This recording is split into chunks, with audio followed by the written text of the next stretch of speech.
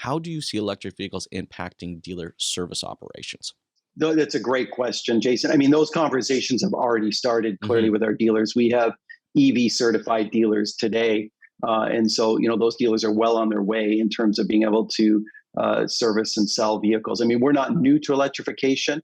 Our Mach-E that we launched this year, the Mustang Mach-E, is our Gorgeous. first fully electric vehicle of our new generation of EVs. But, we have sold EVs in the past. We had an EV Focus here in Canada. We've sold a whole lot of plug-in hybrids and hybrid vehicles. So we've been Hmm. electrifying vehicles for many years. We were the first to come out with a hybrid SUV with the Escape. So our dealers have experience in this space, but you're right. The transition from hybrid, plug-in hybrid to full battery electric is a significant transition. There's no question. And so there's a lot being talked about in service. Hmm. One of the great things about, from a customer point of view about EVs is they require less service. As you can imagine, there's less moving parts.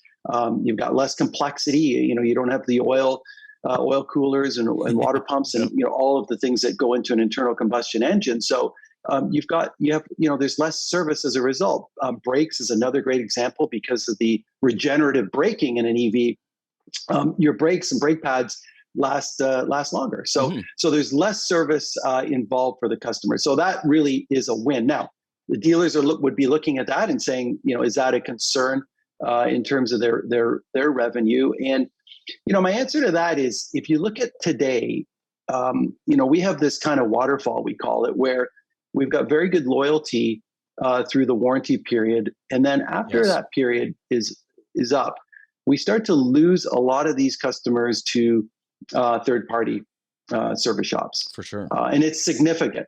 And so, if our dealerships can capture just a percentage of that, I mean, if 10 or 20% of that, 10 or 20% of that, that would offset any losses that they would have with respect to EVs requiring less maintenance. And the other thing is EVs bring a whole level of complexity. I mean, there's Yes. all kinds of new technology and training, and so our dealers are better positioned than anybody to do that service. I wouldn't be taking my EV to a third party. No.